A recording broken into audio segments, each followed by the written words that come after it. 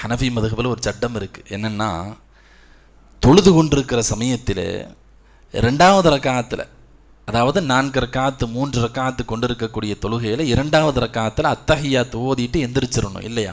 லுஹருடைய தொழுகை, அஸ்ருடைய தொழுகை, மக்ரிபுடைய தொழுகை, இஷாவுடைய தொழுகை, 2வது ரக்காத்தில் என்ன ஓதணும்?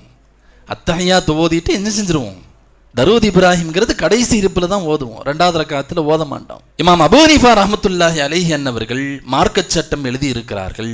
யாராவது ஒருவர் 4 ரக்காத்துகள் 3 ரக்காத்துகள் கொண்ட தொழுகையில் பெருமானார் ஸல்லல்லாஹு அலைஹி வஸல்லம் அன்னவர்களுடைய தரூத் இப்ராஹிமை, அந்த ஸலவாத்தை 2வது ரக்காத்தில் ஓதக்கூடாது. அத்தஹியாத்து முடிஞ்சவொன்னா 3வது ரக்காத்துக்கு எந்திரிச்சிடணும், அதான் சட்டம். ஆனால் ஒருவர் மறந்து அல்லாஹும்ம சல்லி அலான்னு ஓத ஆரம்பிச்சிடறாருன்னா, அல்லாஹும்ம சல்லி அலான்னு சொல்கிற வரைக்கும் தப்பு இல்லை. சல்லி அலான்னு சொன்ன உடனே ஞாபகம் வந்துருச்சு, ஐயோ நாம் 2 தான் முடிச்சிருக்கிறோம், இனி 3வது ரக்காத்துக்கு எந்திரிக்கணும்னு அவர் எந்திரிச்சிட்டாருன்னா பிரச்சனை இல்லை.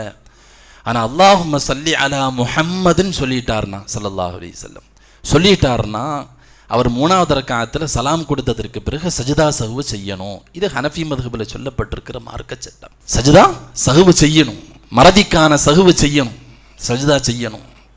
இந்த சட்டத்தை அபூ ஹனீஃபா ரஹ்மத்துல்லாஹி அலைஹி அவர்கள் எழுதி இருக்க, ஒரு நாள் கனவிலே பெருமானார் ஸல்லல்லாஹு அலைஹி வஸல்லம் அவர்கள் வந்தார்கள்.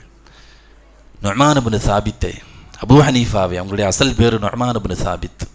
அவங்க சொல்லுவாங்க, யா அபூ ஹனீஃபா, அத்தஹியாத்தில் என்னுடைய பெயர் ஒருவர் உச்சரித்து விட்டால் சஜிதா சஹ்வு செய்யணும்னு நீங்கள் எழுதி வச்சிருக்கிறீங்களாமே. என்னுடைய பெயர் உச்சரிக்கப்படாத வரைக்கும் அவர் எந்திரிச்சிடலாம், எந்த பிரச்சனையும் இல்லை. ஒருவேளை உச்சரித்து விட்டால் அல்லாஹும்ம சல்லி அலா முஹம்மதுன்னு சொல்லிட்டாருன்னு சொன்னால் அவர் சஜிதா சஹ்வு செய்ய வேண்டும் என்று நீங்கள் என்ன செஞ்சிருக்கிறீங்க? ஃபிக்ஹ் சட்டங்களில் எழுதியிருக்கிறீர்களாமே. என் பெயர் உச்சரித்ததற்காக வேண்டி சஜிதா சஹ்வு செய்யன்மான். அபூ ஹனீஃபா ரஹ்மத்துல்லாஹி அலைஹி அவர்கள் சொல்லுவார்கள், நாயகமே, உங்கள் பெயரை அவன் மறந்து உச்சரித்திருக்கிறான், அதனால அவன் சஜிதா சஹ்வு செஞ்சுதான் ஆகணுங்கிறாங்க. ஞாபகம் இருந்துருச்சுன்னா அல்லாஹும்ம சல்லி அலான்னு ஓதி இருக்கவே மாட்டான். 3வது ரக்காத்துக்கு என்ன செஞ்சிருப்பான்?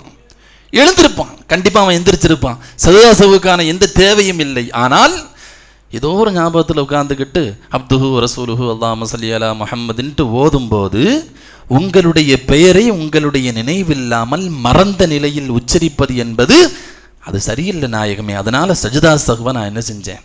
பெருமானார் ஸல்லல்லாஹு அலைஹி வஸல்லம் அபூ ஹனீஃபா ரஹ்மத்துல்லாஹி அலைஹி அவர்களுக்கு மனாமிலே துஆ செய்தார்கள் என்பது வரலாறு.